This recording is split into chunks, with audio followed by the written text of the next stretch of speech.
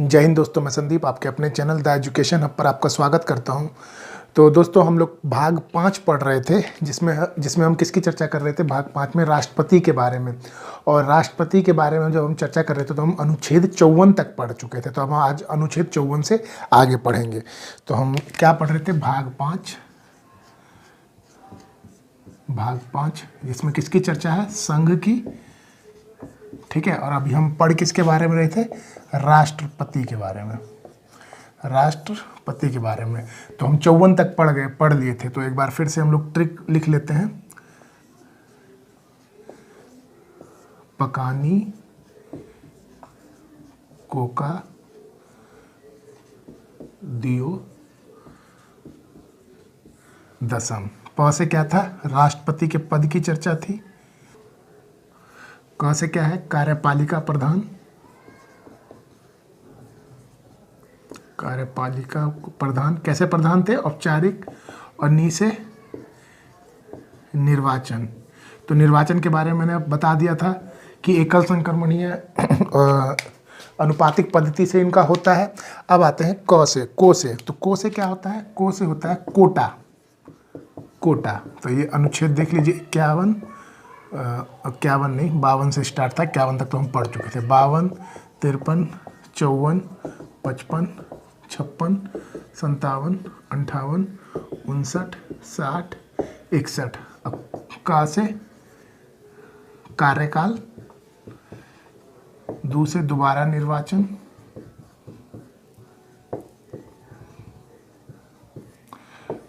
यो से क्या है? योग्यता। द से दशा यानी कंडीशन। और स से शपथ। और म से महाभियोग। ठीक है। चलिए, तो आज हम लोग क्या पढ़ेंगे? अनुच्छेद 55 पढ़ते हैं, कोटा के बारे में। तो चलिए, अनुच्छेद 55। अनुच्छेद क्या है? 55। तो अनुच्छेद 55 में क्या है कि इसमें राष्ट्रपति का कोटा दे दिया गया है। क्या कोटा दे दिया गया है? इसमें बोल दिया गया है कि आपको इतने वोट लाने ही पड़ेंगे। अगर आप इतने वोट नहीं ला पाते तो आप चुनाव हार जाएंगे। जैसे पहले वाले में क्या था, निर्वाचन वाले में, कि आपको 1/6 लाना है। किसके लिए? आपकी जमानत राशि बची रहे। ये नहीं कि आप जीते कि हारे, आपको 1/6 लाना था जिससे आपकी जमानत राशि जब्त ना हो, वो बची रहे। लेकिन कोटा में क्या है कि आपको इतना वोट जीतने के लिए इतने वोट लाने पड़ेंगे। जैसे इसका एक फार्मूला समझ लीजिए। पहले कुल वोट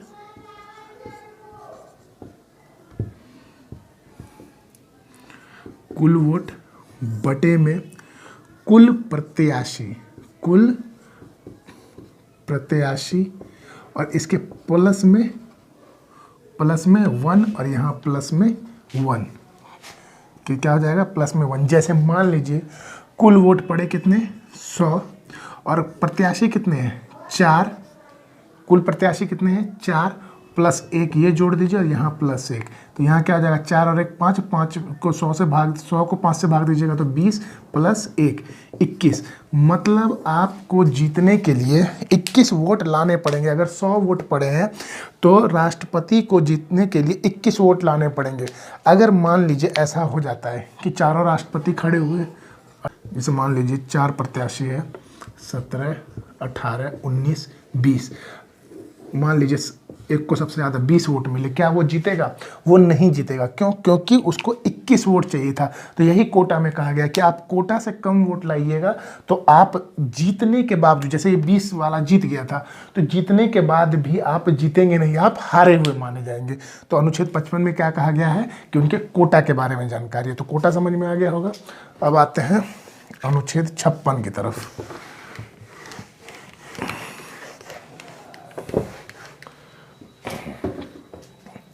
अब देखिए अनुच्छेद 56।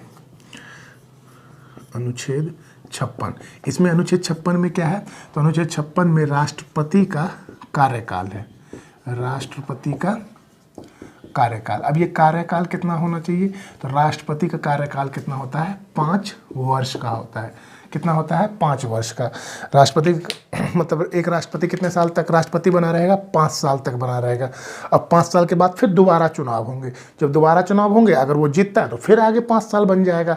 तो ऐसे कौन से राष्ट्रपति हैं जो लगातार 2 बार तक राष्ट्रपति मतलब 10 साल तक राष्ट्रपति बने रहे, तो वो एक अकेले राष्ट्रपति कौन है, डॉक्टर राजेंद्र प्रसाद, जो भारत के प्रथम राष्ट्रपति थे। तो अनुच्छेद 56 भी आपको समझ में आ गया होगा क्या है, राष्ट्रपति का कार्यकाल है कितने वर्ष का, 5 वर्ष का। अब आते हैं अनुच्छेद 57 में। अनुच्छेद 57 में क्या है कि राष्ट्रपति का दोबारा निर्वाचन हो सकता है। तो जाहिर सी बात है, देखिए यहाँ लिख दीजिए, दोबारा राष्ट्रपति का दोबारा निर्वाचन, जैसे कि राष्ट्रपति का कार्यकाल समाप्त हुआ, अब वो दोबारा उठना चाहता है तो उसका हो सकता है। वो जितनी बार भी उठना चाहे दोबारा उठ सकता है, इसमें कोई दिक्कत नहीं है। जितनी बार चाहे उतनी बार उठ सकता है। अगर हर बार जीतेगा तो हर बार वो राष्ट्रपति के पद पर रहेगा। तो राष्ट्रपति का दोबारा निर्वाचन हो सकता है। ठीक, उसके बाद आते हैं अनुच्छेद 58 पे।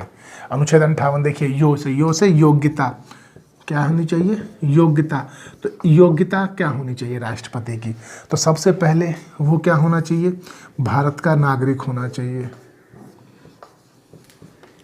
भारत का नागरिक होना चाहिए। दूसरी चीज और क्या होना चाहिए, तो भारत का नागरिक होना चाहिए। दूसरा, उसकी उम्र कितनी होनी चाहिए, तो 35 वर्ष होनी चाहिए। उम्र कितनी होनी चाहिए, 35 वर्ष होनी चाहिए। तीसरा क्या होना चाहिए, तो तीसरा आपका वो लोकसभा का सदस्य बनने की योग्यता होनी चाहिए, सदस्य बनने की योग्यता होनी चाहिए। क्या होना चाहिए, लोकसभा का सदस्य बनने की क्या होना चाहिए, लोकसभा के सदस्य बनने की योग्यता होना चाहिए। तो देखिए इसमें एक्चुअल में क्या है, लोकसभा के सदस्य बनने की योग्यता क्या होनी चाहिए, भारत का नागरिक होना चाहिए, तो ऊपर ही बोल दिया गया है।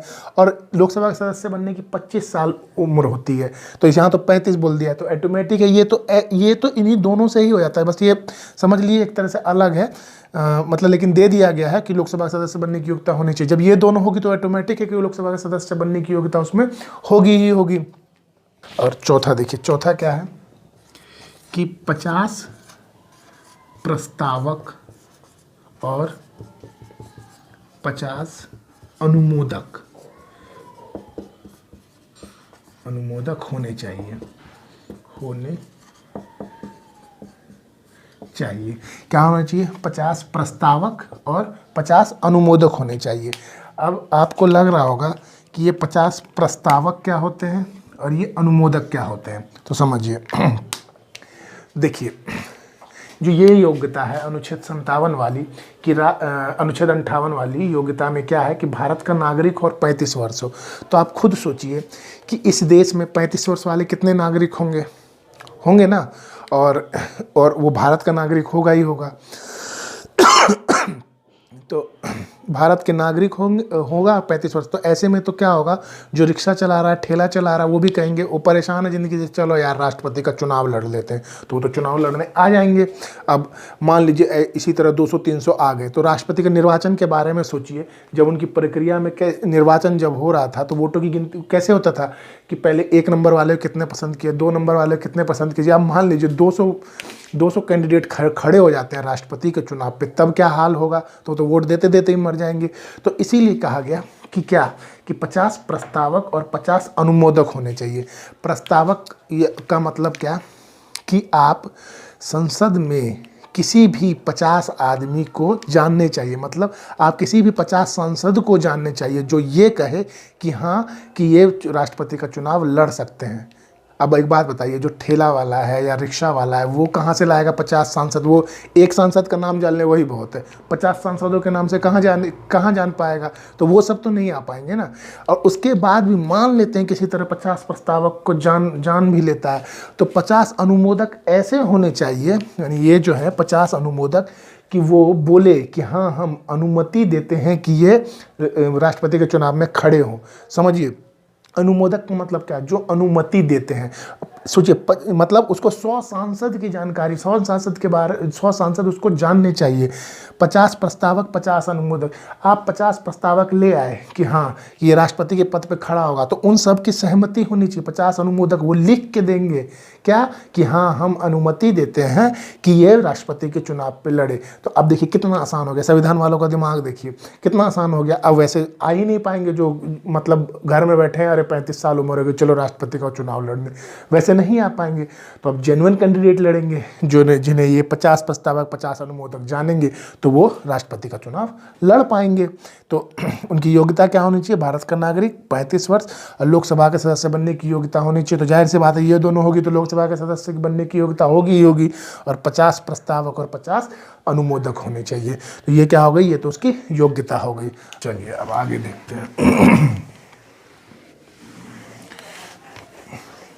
अब अनुच्छेद 58 तक हो गया। अब अनुच्छेद 59, अनुच्छेद 59 क्या कह रहा है? देखिए, 58 योग्यता, 59 दशा या शर्त, दशा या शर्त, कंडीशन। ठीक है, तो कंडीशन क्या है? पहला, एक तो वो पागल नहीं होना चाहिए। क्या नहीं होना चाहिए? पागल नहीं होना चाहिए। दूसरा, दिवालिया नहीं होना चाहिए, दिवालिया नहीं होना चाहिए। तीसरा, लाभ के पद पर नहीं होना चाहिए। ठीक है, दिवालिया नहीं होना चाहिए, पागल नहीं होना चाहिए, और लाभ के पद पर नहीं होना चाहिए। चौथा क्या नहीं होना चाहिए? संसद या विधानमंडल का सदस्य नहीं होना चाहिए। तो ये 4 शर्तें हैं कि ये नहीं होनी चाहिए। देखिए, ऊपर योग्यता में क्या था कि ये होनी चाहिए, तब आप राष्ट्रपति का चुनाव लड़ सकते हैं। और दशा शर्त क्या है कि ये चीज़ नहीं होनी चाहिए, तब आप क्या कहते हैं, राष्ट्रपति का चुनाव लड़ सकते हैं। जैसे कि जिसे पागल नहीं होना चाहिए। ठीक, तो जाए पागल तो समझ रहे हैं आप। देखिए, किसी पागल व्यक्ति को राष्ट्रपति बनाया नहीं जा सकता है। जो पागल है तो वो देश को कैसे संभालेगा? वो तो कोई निर्णय ही नहीं ले पाएगा। तो पागल तो नहीं होना चाहिए। दिवालिया का मतलब क्या होता है?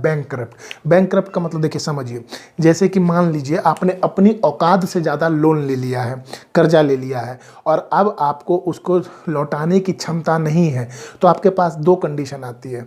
क्या आती है? जब आपसे लोन मांगा जाएगा तो या तो आप कहिएगा हाथ जोड़ के मेरा लोन माफ़ कर दीजिए, या फिर कहिएगा कि मुझे मार दीजिए। यही 2 कंडीशन होगी। तो ऐसी स्थिति में सामने वाला तो आपको मारेगा नहीं और आपके पास पैसा भी नहीं है, तो क्या होगा? उसको सरकार क्या कर देती है? बैंकक्रप्ट घोषित कर देती है, मतलब दिवालिया घोषित कर देती है। अब जो दिवालिया घोषित कर दिया है, समझ लीजिए, तो वो कैसे चुनाव लड़ पाएगा? वो चुनाव नहीं लड़ पाएगा। तो वो क्या नहीं होना चाहिए? दिवालिया नहीं होना चाहिए। उसके बाद लाभ का पद का मतलब है यहाँ पर सरकारी नौकरी। मतलब जब आप राष्ट्रपति का चुनाव लड़ना चाहते हैं तो आपके पास सरकारी नौकरी नहीं होनी चाहिए। क्या नहीं होनी चाहिए? सरकारी नौकरी नहीं होनी चाहिए। अगर आप सरकारी नौकरी पर हैं तो आपको राष्ट्रपति का चुनाव नहीं लड़ सकते हैं।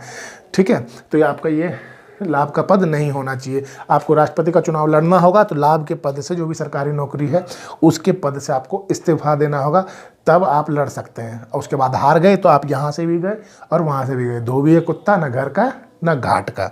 उसके बाद आज ये संसद या विधानमंडल का सदस्य नहीं होना चाहिए। ना आप लोकसभा में होने चाहिए, ना राज्यसभा में होना चाहिए, ना विधानमंडल के किसी भी सदन में होने चाहिए। आप देखिए, लेकिन इसमें क्या है, इसके अंदर जितने भी आप सांसद देख रहे हैं वो उनको लाभ का पद नहीं माना गया, मतलब वो सरकारी नौकरी नहीं है। इसमें कंडीशन है, इसमें क्या कंडीशन है कि कि अगर आप सदस्य हैं तो आप अगर चुनाव लड़ते हैं और जीत जाते हैं, तब आप जीतने के बाद इस्तीफा दे दीजिए। जब आप जीत जाइएगा तो इस्तीफा दे दीजिए। देखिए यहाँ पे थोड़ी नाइंसाफ़ी हुई है, क्यों? क्योंकि सरकारी नौकरी पर जो है वो पहले ही देगा, लड़ने से पहले इस्तीफा देगा, लेकिन यहाँ पे है संसद विधानमंडल में आप लड़ लीजिए और लड़ने के बाद जब आप जीत जाएंगे तो जीतने के बाद आप क्या कीजिए, शपथ लेने से पहले आप वो क्या कहते हैं, इस्तीफा दे दीजिए। यहाँ थोड़ी सी नाइंसाफ़ी है। तो अगर मान लीजिए हार गया तो बेचारा वो तो जहाँ जो भी संसद का, पार्लियामेंट का जो भी सदस्य वो बना रहेगा, तो उसको कोई फर्क भी नहीं पड़ेगा। तो अब इसे लाभ का पद नहीं माना, ये इसमें बोला गया है मतलब संविधान वालों ने, ये लाभ का पद नहीं है, ये जनता की सेवा कर रहे हैं, और लाभ का पद नहीं है, ये जनता की सेवा कर रहे हैं। तो अब भाई संविधान वालों की मर्जी, उन्होंने ऐसा किया। लेकिन ये दोनों एक जैसे होने चाहिए थे, या तो इसमें से भी गायब कर देना चाहिए था कि आप पहले इस्तीफा दीजिए तब आप वो बनिए, यही होना ही चाहिए। पता लगे ऐसे में तो सबके हाथ में लड्डू रह जाएगा कि पहले आप जीत जाइए तब इस्तीफा दीजिए। इसमें तो दोनों में यही होना चाहिए था कि पहले इस्तीफा दीजिए तब लड़िए, और जब हार गए तो वहाँ से भी जाइए। तो समझ में आ गया होगा अनुच्छेद 59 में क्या है। पागल नहीं होना चाहिए, दिवालिया नहीं होना चाहिए, लाभ के पद पे नहीं होना चाहिए, संसदीय विधानमंडल के सदस्य भी नहीं होना चाहिए। अगर आप होते भी हैं तो आप चुनाव लड़िए, चुनाव लड़ने के बाद आप उस पर इस्तीफा दे दीजिए। तो ये क्या हो गया, अनुच्छेद 59। अब आते हैं अनुच्छेद 60 पे।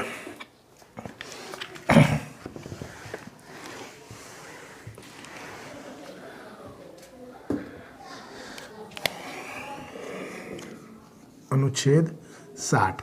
अब अनुच्छेद 60 क्या कहता है? अनुच्छेद 60 कहता है शपथ। शपथ तो राष्ट्रपति जो अपनी शपथ लेंगे तो इसको कौन शपथ दिलाते हैं? तो इसको शपथ दिलाते हैं मुख्य न्यायाधीश। राष्ट्रपति की शपथ कौन दिलाते हैं? मुख्य न्यायाधीश। इसकी चर्चा किसमें है? अनुच्छेद 60 में। बस इसमें इतना ही है कि मतलब राष्ट्रपति को शपथ कौन दिलाते हैं? तो भारत के मुख्य न्यायाधीश राष्ट्रपति को शपथ दिलाते हैं। इसके बाद पढ़ते हैं अनुच्छेद 61। अनुच्छेद 61। अब अनुच्छेद 61 में क्या है? महाभियोग। महाभियोग। महाभियोग। अब महाभियोग का मतलब क्या होता है? महाभियोग का मतलब होता है कि उसको उसके पद से लात मार के हटा देना। क्या करना? उसको उसके पद से हटा देना। मतलब आप उसके काम से खुश नहीं हैं, आप उस पर महाभियोग लाइए और लात मार के हटा दीजिए। तो अनुच्छेद 61 में किसकी चर्चा है? महाभियोग की। अब महाभियोग आप ला कैसे सकते? महाभियोग कैसे आएगा? देखिए, तो महाभियोग कौन लाएगा? तो देखिए, महाभियोग कौन ला सकता है पहले समझ लीजिए। देखिए, महाभियोग जो संसद है और एक था क्या हमारा? विधानमंडल। तो इसमें क्या थे? लोकसभा और राज्यसभा। इसमें क्या था? विधानसभा और विधान परिषद। तो जब महाभियोग लाना होगा तो इनकी कोई ज़रूरत नहीं है, लेकिन महाभियोग लाने के लिए लोकसभा की भी ज़रूरत है और राज्यसभा की भी ज़रूरत है। और इसमें जो 2 एंग्लो इंडियन है, याद कीजिए मैंने एंग्लो इंडियन बताया था निर्वाचन के समय में, और इसमें जो 12 मनोनीत सदस्य हैं, कौन है? मनोनीत सदस्य, वो भी महाभियोग में भाग ले सकते हैं। जबकि निर्वाचन के समय में क्या था कि ये 2 एंग्लो इंडियन और 12 मनोनीत सदस्य भाग नहीं ले सकते थे। लेकिन जब महाभियोग उनको लतियाने की बात आएगी, उनको हटाने की बात आएगी, तो ये भी सदस्य भाग ले सकते हैं महाभियोग में। अब देखिए, आपको क्या लगता है कि महाभियोग ऐसे ही ला देंगे? मतलब अब राष्ट्रपति काम नहीं कर रहा है तो आप क्या कीजिएगा? महाभियोग ला दीजिएगा कि अब हम आप पे महाभियोग लाते हैं, हटाओ इसको। ऐसे नहीं महाभियोग आता है। तो महाभियोग कैसे आएगा? तो महाभियोग आप दोनों सदन में से कहीं से भी ला सकते हैं, चाहे आपकी मर्जी हो लोकसभा से लाइए, चाहे राज्यसभा से लाइए। जब आप अगर लाते हैं, मान लीजिए आपका मन है कि हम महाभियोग लोकसभा से लाएं, तो लोकसभा से लाने के लिए आपको 1/4, इसका मतलब 25% मत चाहिए। आपको 25% मत चाहिए कि वो बोले कि हाँ, हम राष्ट्रपति पर महाभियोग लाना चाहते हैं। जैसे इसमें कितने सदस्य थे? 545। तो 545 का आप क्या कीजिए? 25% निकालिए, मतलब 1/4। तो कितना हो गया? 136 मतलब 137 सदस्य, ठीक, 137 सदस्य, 137 सदस्य। आप साढ़े में तो जाता नहीं है, 136.75 ऐसा तो होगा नहीं, मतलब 137 सदस्य। ये 137 सदस्य बोलेंगे कि हम राष्ट्रपति पर महाभियोग लाना चाहते हैं, तब क्या होगा, महाभियोग लाया जाएगा। लेकिन अभी भी लगा नहीं है, महाभियोग लाया जाएगा। उसके बाद इन 137 मतलब 25% लोगों ने कहा कि हम महाभियोग लाना चाहते हैं। उसके बाद भी उन पर महाभियोग लाने के लिए इसका 2/3, कितना, 2/3 मतलब 66%, इतने परसेंट लोग राजी होने चाहिए। तो 545 का आप 66% निकालिए, मतलब 2/3, तो क्या हो जाएगा 3 एकम 3, 3 अठे 24 और 3 एकम 3, तो मान लीजिए 2 दूनी 4, 2 अठे 16, 2 एकम 2 3, 364। मतलब टोटल 137 तो ला ही रहे थे, उनके साथ कुछ और जोड़ के 364 होने चाहिए जो महाभियोग उन पर लाएं। वो बोले कि हाँ महाभियोग ला रहे हैं उसके ऊपर, मतलब महाभियोग लगा दिया। पहले तो 25% राजी होंगे कि हम लाना चाहते हैं, वो 25% फिर टोटल होकर 2/3 मतलब 66% होकर वो कहेंगे अब हम इन पे ऊपर महाभियोग लाते हैं। अभी भी महाभियोग ला दिए। अब महाभियोग लाने के बाद यहाँ से उसको भेजना पड़ेगा किसको, राज्यसभा को। कहाँ भेजना पड़ेगा, राज्यसभा को। और जब राज्यसभा को आप भेजेंगे, मतलब ये सब मिलके जब राज्यसभा को भेजेंगे तो उसके भेजने से 14 दिन पूर्व राष्ट्रपति को बताना होगा कि हम आपसे खुश नहीं हैं, यानी हम आप पर महाभियोग लाएंगे। अब क्यों बताना होगा, मान लीजिए इन्होंने किसी तरह महाभियोग के लिए ला दिया और उनको बताया कि 14 दिन पहले के महाभियोग ला रहे हैं, तो वो अपना पक्ष भी तो रखेंगे कि नहीं मैं गलत नहीं हूँ, मैं सही हूँ। क्या पता उनकी बातों से राज्यसभा वाले मतलब वो एग्री कर जाएं कि हाँ ये सही है। क्यों ऐसा जरूरी, क्यों, क्योंकि देखिए जब यहाँ से यहाँ तक 14 दिन पहले पूर्व सूचना दी, राष्ट्रपति ने इनसे बात की। अब मान लेते हैं ये बोल देते हैं कि नहीं महाभियोग नहीं लाना है, तो उसी टाइम महाभियोग रद्द हो जाएगा। लेकिन अगर ये चाहते हैं कि महाभियोग आए तो इसका भी 2/3 मतलब 66% लोग राजी होने चाहिए, तभी महाभियोग आ सकता है। तभी क्या हो सकता है, महाभियोग आ सकता है। तो इसका भी कितना राजी होना चाहिए, 2/3% राजी होना चाहिए, तब महाभियोग आएगा। तो देखिए प्रक्रिया क्या है, पहले आपको महाभियोग लाना है तो लोकसभा या राज्यसभा में से किसी भी एक सदन में लाना होगा। 25% लोगों का मत होना चाहिए। जब वो मत हो जाएगा तो 66% लोगों का होना चाहिए महाभियोग लाने के लिए। जब महाभियोग लाइएगा तो उसको जब राज्यसभा में भेजिएगा तो जहाँ से भी लाए, जैसे राज्यसभा में लाए तो लोकसभा में भेजना है, लोकसभा से लाए तो राज्यसभा में भेजना है। किसी दूसरे सदन में भेजने से पहले आपको 14 दिन पूर्व राष्ट्रपति को सूचना देनी होगी कि हम आपके ऊपर महाभियोग ला रहे हैं। और उसके बाद अगर क्या कहते हैं राज्यसभा वाले 2/3% मतलब 66% वोट से मत पारित कर देते हैं तो उस पर महाभियोग लगेगा। अगर नहीं करते हैं तो महाभियोग नहीं लगेगा।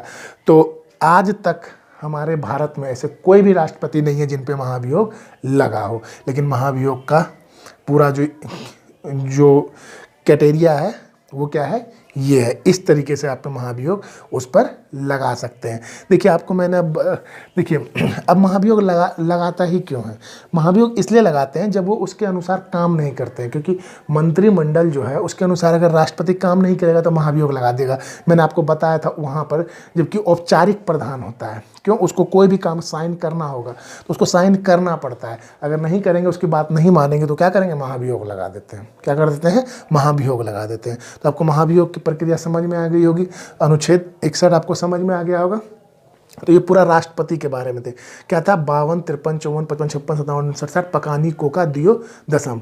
प से पद, क से कार्यपालिका प्रधान, नि से निर्वाचन, क से कोटा, क से कार्यकाल, दू से दोबारा निर्वाचन, योग्यता, दशा, शपथ और महाभियोग। ये तो राष्ट्रपति के बारे में हो गया। अब एक पढ़ते हैं अनुच्छेद 62। इसके बाद आपका राष्ट्रपति पूरी तरीके से समाप्त हो जाएगा। राष्ट्रपति समाप्त हो जाएगा, लेकिन उसकी राष्ट्रपति की कुछ शक्तियां भी हैं, वो आगे पढ़ेंगे। अब देखिए अनुच्छेद 62। अनुच्छेद 61 तक तो आपको समझ में आ गया होगा। ये सारी चीज़ें हैं राष्ट्रपति के बारे में। इसमें क्या है कि राष्ट्रपति के रिक्त पद की चर्चा है। रिक्त पद मतलब किन परिस्थितियों में उनका पद रिक्त हो सकता है, इसकी चर्चा है। तो जो राष्ट्रपति का पद है वो 5 परिस्थिति में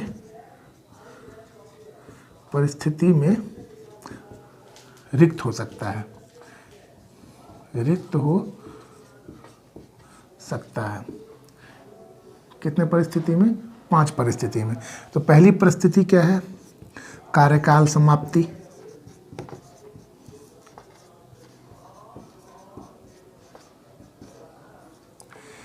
और दूसरी परिस्थिति क्या होगी? तो क्या कहते हैं, मृत्यु। तीसरी परिस्थिति क्या होगी? अवैध निर्वाचन, मतलब उनका निर्वाचन जो है वो क्या हो गया? अवैध हो गया, अवैध हो गया। और चौथी क्या होगी? त्यागपत्र दे दिया अगर उन्होंने। और 5वें क्या होगी? महाभियोग लग गया, महाभियोग लग गया। तो ये 5 स्थितियों में राष्ट्रपति के पद रिक्त हो सकता है। तो देखिए पहला जो है आपका क्या कि कार्यकाल समाप्ति। तो देखिए जब उनका कार्यकाल समाप्त होगा तो ऑटोमेटिक है कि 5 साल उनका कंप्लीट हो चुका होगा, उसके बाद वो पद रिक्त हो जाएगा। ठीक है, तो राष्ट्रपति के पद को भरने के लिए 6 महीने का गैप रहता है। इस 6 महीने के अंदर उनको मतलब राष्ट्रपति का चुनाव हो जाना है, चाहे 2 महीने 3 महीने, मतलब 6 महीने के भीतर, चाहे आप 2 महीने में करा लीजिए 3 महीने में, 6 महीने के भीतर चुनाव करा लेना है और नया राष्ट्रपति लाना है। ठीक है, जब तक चुनाव नहीं होता है तब तक ये जो राष्ट्रपति जिनका पद कार्यकाल समाप्त हुआ है वो बने रहेंगे। कब तक बने रहेंगे? जब तक कि नया राष्ट्रपति नहीं आ जाता है। जब तक कि क्या नहीं हो जाता है? नया राष्ट्रपति नहीं आ जाता है। ठीक है, और बाकी सभी स्थिति में अगर इनमें से मृत्यु, निर्वाचन, त्यागपत्र, महाभियोग होता है तो ऐसे में कार्यवाहक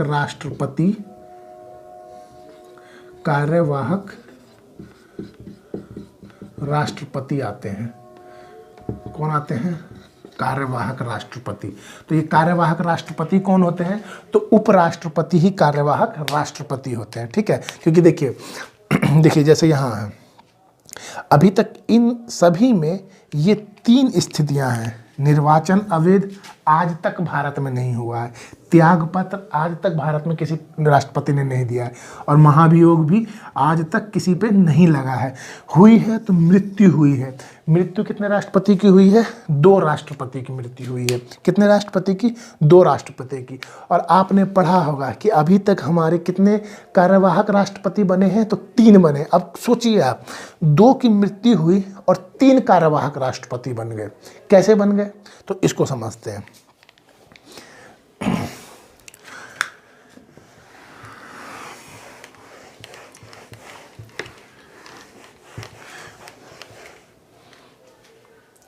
देखिए जिस समय राष्ट्रपति, उपराष्ट्रपति, तो मैंने आपको बताया था कि जब राष्ट्रपति नहीं होता है तो उसकी जगह कौन काम करता है? उपराष्ट्रपति। अगर उपराष्ट्रपति भी ना हो तो उसकी जगह कौन काम करेगा?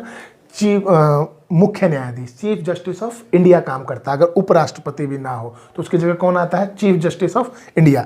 मतलब राष्ट्रपति अगर राष्ट्रपति का ऐसा भी तो हो सकता है कि बीमार हो तो उसकी जगह कार्यवाहक राष्ट्रपति के लिए कौन आता है? उपराष्ट्रपति आता है। अगर उपराष्ट्रपति भी ना हो तब कौन आ जाता है? चीफ जस्टिस ऑफ इंडिया आ जाता है। ठीक है, अब देखिए, अब राष्ट्रपति है तो हमारे जो राष्ट्रपति थे जाकिर हुसैन,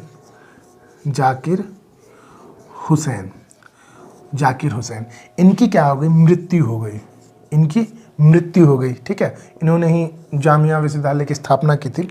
तो जाकिर हुसैन की मृत्यु हो गई। उस समय उपराष्ट्रपति थे वीवी गिरी। उस समय उपराष्ट्रपति कौन थे? वीवी गिरी। तो जब जाकिर हुसैन की मृत्यु हुई, तो मृत्यु हो गई तो इनका पद खाली हो गया। तो इनका पद जब खाली हुआ तो कौन आ जाएंगे यहाँ पर? वीवी गिरी। कौन आ जाएंगे? वीवी गिरी। तो ये कैसे राष्ट्रपति होंगे? ये कार्यवाहक राष्ट्रपति होंगे। कैसे राष्ट्रपति होंगे? कार्यवाहक राष्ट्रपति होंगे। अब देखिए यहाँ ये कार्यवाहक राष्ट्रपति हुए, लेकिन इनको पता, ये जब यहाँ पे आए तो उस चुनाव होना था, चुनाव तो होना ही है क्योंकि राष्ट्रपति का चुनाव कराना 6 महीने के भीतर। तो इन्होंने सोचा कि मैं ही चुनाव में खड़ा हो जाता हूँ। इन्होंने क्या सोचा कि मैं ही चुनाव में खड़ा हो जाता हूँ और मैं अगला राष्ट्रपति बन जाऊँगा। लेकिन इन्होंने क्या किया, इन्हें लगा कि जो मैं उपराष्ट्रपति के पद पर हूँ वो मेरा लाभ का पद है। तो उन्होंने यहाँ से क्या कर दिया? इस्तीफा दे दिया। यहाँ से क्या कर दिया? इस्तीफा दे दिया। अब एक बात बताइए, जब ये इस्तीफा दे दिया तो उस टाइम हमारे जो CJI थे, चीफ जस्टिस ऑफ इंडिया, वो थे हिदायतुल्लाह जी, मोहम्मद हिदायतुल्लाह। वो क्या थे? चीफ जस्टिस थे। तो देखिए एक बात बताइए, जब इन्होंने उपराष्ट्रपति के पद से त्यागपत्र दे दिया चुनाव लड़ने के लिए, तो जब उपराष्ट्रपति ही नहीं रहे तो ये कार्यवाहक राष्ट्रपति कहाँ से हो सकते हैं? ये कार्यवाहक राष्ट्रपति नहीं होंगे। तब उनकी जगह यहाँ पे किनको लाया गया? तो मोहम्मद हिदायतुल्लाह को। किसको लाया गया? मोहम्मद हिदायतुल्लाह को। सोचिए, एक राष्ट्रपति के मरने के उपरांत 2 कार्यवाहक राष्ट्रपति लाए। यही कारण है कि 2 की मृत्यु होने के बाद 3 कार्यवाहक राष्ट्रपति आए। एक और है, उनको बताऊंगा मैं। तो वीवी गिरी ने क्या कर दिया? यहाँ से त्यागपत्र दे दिया। त्यागपत्र देने के बाद वो चुनाव में लड़ गए। देखिए ना कॉन्फिडेंस कितना था, क्योंकि चुनाव वो जीत भी गए। इतना कॉन्फिडेंस था उनको कि वो चुनाव जीत गए और राष्ट्रपति भी बन गए। और इसी तरह से क्या हुआ, जब यहाँ से उपराष्ट्रपति त्यागपत्र, ये पद खाली हो गया। ये पद खाली हो गया, जब वो उपराष्ट्रपति ही नहीं है तो कार्यवाहक राष्ट्रपति कैसे हो सकते हैं? तो डायरेक्ट किसको लाया गया? मोहम्मद हिदायतुल्लाह को लाया गया। तो इस तरीके से जाकिर हुसैन जब मृत्यु हुई तो वहाँ पर 2 कार्यवाहक राष्ट्रपति बने। कौन कौन? वीवी गिरी और मोहम्मद हिदायतुल्लाह। ठीक। उसके बाद एक राष्ट्रपति थे हमारे, कौन से राष्ट्रपति थे? फखरुद्दीन अली अहमद। और उस टाइम थे बीडी जत्ती। तो जब फखरुद्दीन अली अहमद की मृत्यु हुई तो उस टाइम बीडी जत्ती क्या बने थे? कार्यवाहक राष्ट्रपति बने थे। तो आपको देखिए, आप देखिए कितने राष्ट्रपति हो गए? 3। और बीडी जत्ती ये 3, और देखिए मृत्यु कितने की हुई? 2। तो आप समझ में आया आपको कि 2 की मृत्यु होने के बावजूद 3 कार्यवाहक राष्ट्रपति कैसे बने? सिर्फ इनकी वजह से, क्योंकि इन्हें लगा कि ये लाभ का पद है, जिसके कारण उन्होंने क्या कर दिया? रिजाइन मार दिया। और रिजाइन मारने के बाद वो राष्ट्रपति के चुनाव के लिए लड़े। और कर तो वो ऐसे भी सकते थे कि राष्ट्रपति के चुनाव में खड़े हो जाते, यहाँ से रिजाइन नहीं मारते। तो लेकिन उन्होंने रिजाइन मार दिया था। रिजाइन मारने के कारण वो उपराष्ट्रपति नहीं रहे। जब उपराष्ट्रपति नहीं रहे तो कार्यवाहक राष्ट्रपति नहीं होंगे। और जब दोनों ही पद खाली हो गए तो किसको लाया जाएगा? चीफ जस्टिस ऑफ इंडिया को, क्योंकि राष्ट्रपति जाकिर हुसैन तो डेथ कर गए थे, वो पद भी खाली हो गया। और जिन्हें कार्यवाहक राष्ट्रपति बनाना था वो पद भी, जब दोनों ही उपस्थित नहीं तो CJI को लाना पड़ेगा। तो मोहम्मद हिदायतुल्लाह जी को लाया गया। मोहम्मद हिदायतुल्लाह जी कार्यवाहक राष्ट्रपति के रूप में आए। फिर उसके बाद वीवी गिरी चुने गए तो वो राष्ट्रपति बन गए। फखरुद्दीन अली अहमद थे, उनकी मृत्यु हुई तो उनकी जगह पर कौन आए? बीडी जत्ती आए। कौन आए? बीडी जत्ती आए। तो आपको समझ में आ गया कि राष्ट्रपति का पद किस तरीके से खाली होता है और किस तरीके से बाकी 3 कंडीशन में तो आज तक कभी महाभियोग लगा ही नहीं है। ना तो महाभियोग लगा कभी, ना ही किसी ने त्यागपत्र दिया, और ना ही निर्वाचन किसी का अवैध हुआ। अब देखिए, आप लोग को लग रहा होगा कि निर्वाचन अवैध कैसे होता है। देखिए निर्वाचन अवैध कैसे होगा। जैसे कि मान लीजिए राष्ट्रपति के पद की योग्यता क्या थी? 35 वर्ष उसकी उम्र होनी चाहिए थी। और किसी तरह कोई आदमी है 33 या 34 साल का, तो उसने क्या कर दिया? अपनी उम्र 35 साल बता दी किसी तरीके से। बाद में पता चल गया ये 35 साल का नहीं था, तो निर्वाचन अवैध हो जाएगा। क्या होगा? उसका निर्वाचन अवैध हो जाएगा। महाभियोग, देखिए महाभियोग में कुछ चीज़ें थी, जैसे